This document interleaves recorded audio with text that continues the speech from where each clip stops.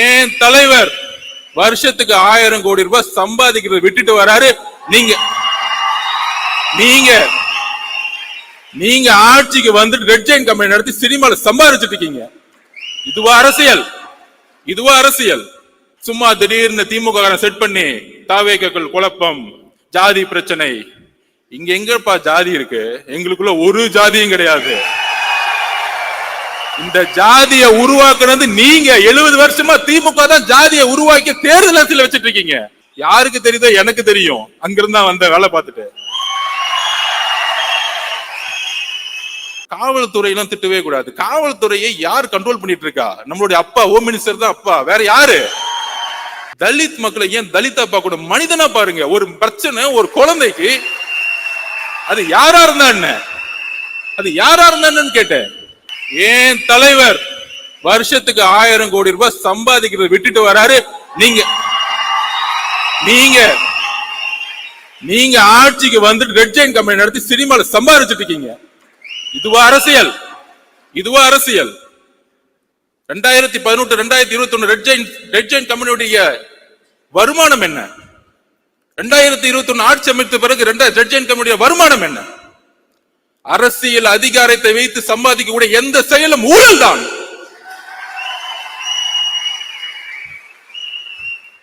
நியாயமாக ஒரு நாள் ஷூட்டிங்க்கு கிட்டத்தட்ட 1000 பேர் வந்து ஒர்க் பண்ணிட்டு 15 மணி நேரம் 12 மணி நேரம் ஒரு நடிகர் நடிகைகள் வேலை செய்து மக்களுக்காக இருக்கக்கூடிய ஒரு ப்ரொஃபஷனல், அந்த ப்ரொஃபஷனலை இழிவுபடுத்தி எம்ஜிஆர் அவர்களை எந்த அளவுக்கு நீங்க 72 to 72 நீங்கள் வந்து இழிவு செய்தீர்களோ, அதனாலதான் நீங்க எம்ஜிஆர் இறக்க மறையும் நீங்க வீட்டுல உட்கார்ந்துட்டு இருந்தீங்க. நீங்க ஒர்க் அவுட் ஹோம்ல உட்கார்ந்துட்டு இருந்தீங்க.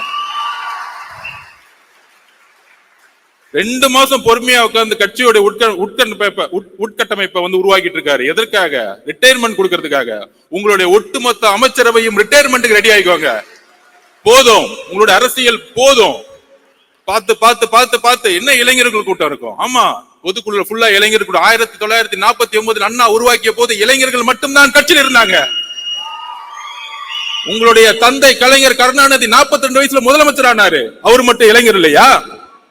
இளைஞர்கள் கூட்டம் இந்த 2026 புதிய முடிவு எடுக்கும். ஒட்டுமொத்த தமிழ்நாடு மாற்றங்களை உருவாக்கும். சோ திமுகவோட அஜெண்டா படி இன்னைக்கு பிஜேபியோட அண்ணாமலையும் செட் பண்ணி முடிச்சுட்டாங்க. நீங்க திடீர்னு நாளைக்கு ஏன் திருப்பி வந்து அண்ணாமலை திடீர்னு வந்து ஒரு பிரச்சாரம் வைக்கும் போது நம்ம போய் அவர் திட்ட வேணாம். அதாவது கட்சியை உட்டமைக்கும் போது நான் கேட்டேன், அதோடைய ஸ்ட்ரக்சரை கேட்கும் போது நான் சொன்னேன் பொதுச்செயலாளர்கிட்ட, இந்த ஐடி விங் எப்படி இருக்கும் அப்படின்னு கேட்டேன். இந்த அண்ணாமலை அவர்கள் பேசின உடனே உலகம் ஃபுல்லா ஐடி விங் இருக்கு. கட்சி நாடு இந்தியா மட்டும் இல்ல, உலகம் ஃபுல்லா ஐடி விங்க வந்து தலைவர் அவர்கள் உருவாக்கி வச்சிருக்காரு.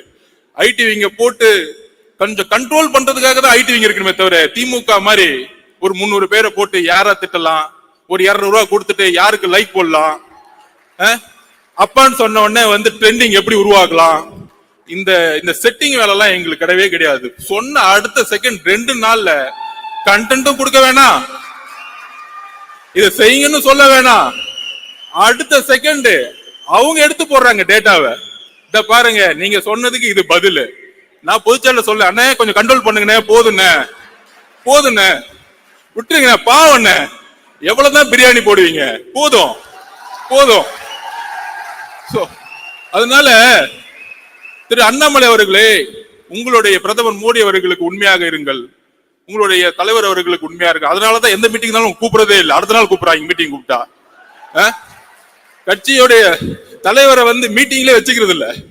சோ உங்க கட்சிக்கு பூத் கமிட்டி மீட்டிங்ல இல்ல, அதுக்குள்ள ஏன் கட்சியை பார்த்து ஏன் தலைவரை பார்த்து என்ன ஒரு பெண்களை நோக்கிய விமர்சனம். எழுதி வைத்துக் கொள்ளுங்கள், பெண்களை நோக்கிய விமர்சனம் தூக்கி எறியப்படுவார்கள் தமிழக அரசியலில். எழுதி வைத்துக் கொள்ளுங்கள். இதுதான் லாஸ்டா உங்களுக்கு, இதுதான் பதில் எங்களுடைய தோழர்கள். ஏன்னா எங்களுடைய குறிக்கோள் ஆல்ரெடி தலைவர் பிக்ஸ் பண்ணிட்டாரு. திமுக மத்தியில் ஆளும் பிஜேபி. எங்களுடைய குறிக்கோள் ரொம்ப ஸ்ட்ரைட்டா இருக்கு. சும்மா திடீர்னு திமுக செட் பண்ணி தாவேக்கள் குழப்பம், ஜாதி பிரச்சனை. இங்க எங்கப்பா ஜாதி இருக்கு? எங்களுக்குள்ள ஒரு ஜாதியும் கிடையாது. இந்த ஜாதியை உருவாக்குனது நீங்க. 70 வருஷமா திமுக தான் ஜாதியை உருவாக்கி தேர்தல் அரசியல் வச்சிட்டு இருக்கீங்க.